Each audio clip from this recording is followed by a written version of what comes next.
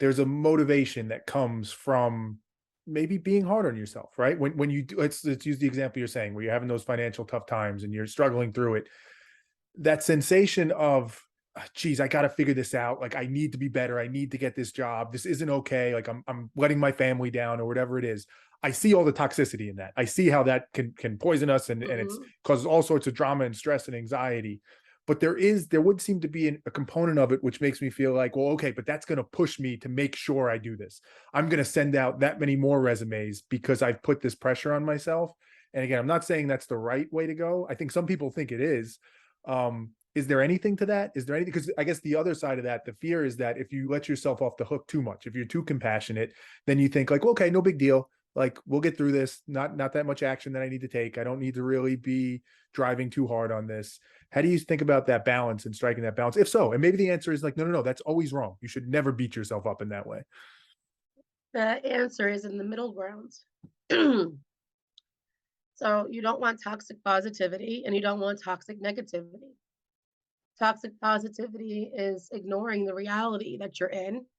Toxic negativity is beating yourself up about the reality that you're In an unproductive way in an that isn't unproductive solving. way. Yeah. Yeah. So you could also be sitting there saying, "This isn't okay," and never do anything about it. And you're just telling yourself that over and over again. You could also be telling yourself, this is fine, nothing's wrong, nothing's wrong. And that's just gaslighting yourself. Yeah.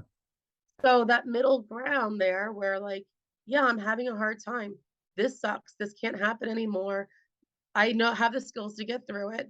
Those are all things that you're telling yourself that you would tell somebody else too. Mm. You would tell your sibling, I hope, or a good friend, I hope, that yeah, the situation you're in right now, this does suck. This is the reality that you're in. It doesn't feel good. It doesn't. It doesn't feel good to be sitting here not knowing what to do next with your money because you don't know if you should put the money towards the heat bill or the food bill. Mm. I get that. That is not a good place to be in. But then telling yourself, I can do this. I can go to the Social Security office. I can go to the Office of Unemployment. I can put out the resume over there. I can think about it for today and put a little bit of money towards food for today and a little bit of money towards a warm heating unit of sorts so that I have a middle ground here because I have the clarity now. I've told myself, yeah, this is the situation I'm in. Mm. This does suck, but I have the skills to take care of it. That is being compassionate towards yourself in a healthy way. Mm. In a productive way. And I like the word you're using. You keep saying clarity and like the emotional fog that can come. I think that's such an important point of this, that the Yeah. ability to see the chessboard, if you will, clearly. Whereas when Yeah. you are beating yourself up, it's so hard to do that. And without that clarity, how could you ever make the next logical step? Because you're kind of throwing darts in the dark at that point when you're just totally fogged up by emotion and feeling down on yourself.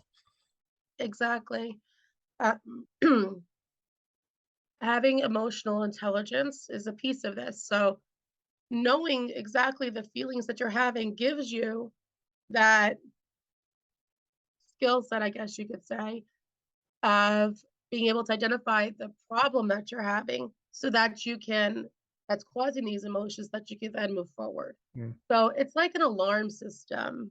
Something is off in your body and in your environment that's giving you this emotion, or something is good that's happening in your environment in this moment that's giving you this positive feeling. So your feelings are your alarm system, Mm. Mm. and understanding exactly the gray areas between anger and pain and sadness and grief and all those emotions that we don't like dealing with. So sometimes we ignore or avoid or get overwhelmed with. Being able to identify all those little pieces allows us then to say, what is causing this grief? What is causing this anxiety? What is causing this overwhelm that I'm feeling right now? And then you could find that problem and be able to work on it. Mm. So part of self-compassion allows you to do that. It says to yourself, this is your reality. And it's something that is the reason why you're having this feeling. It's okay that you're having this feeling. There is something going on in here. Let's deal with this together. Let's hold each other's hands, like and move forward with it. Mhm. The same kind of compassion you would give for somebody Right. else, you're giving Yeah. to yourself to help them push through. Yeah, and I can't help but think as you're saying it, right? Like we said it in the beginning, compassion, hold somebody's hand through it. Today, in today's world, for whatever reason, and we could talk about it, like there's a stigma of that, of like that there's something Yeah. some people have that there's something negative, right? But the irony of that is the things you're saying about getting to that clarity, the emotional intelligence, digging in and saying, why is this causing so much anxiety? I can't think of many more courageous things or harder things to do. The mental toughness it takes to actually be honest with yourself about what your Yes. issues are, what insecurities you have that are leading to those emotions, that is the toughest thing I've ever done in my life personally, right? So this idea Yes. that that somehow is like soft, fluffy Don't get weakness, it. it's such the opposite. And it makes me wonder, like, how do you think, why do you think, and this may be opening a whole can of worms, but why do you think in the year 2022 where we're at, that's the connection that's been made for so many people, that that's a weakness in some way? I think that comes from generations handing down that mindset.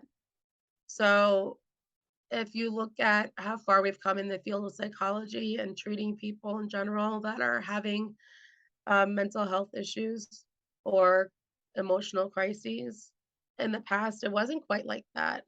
You know, a long time ago, it wasn't quite like that. So I'm guessing, and I haven't read any studies to know the truth behind it, but this is my theory. My theory is that long time ago, people were hard on people that weren't working so hard out of jealousy or anger or whatever it is.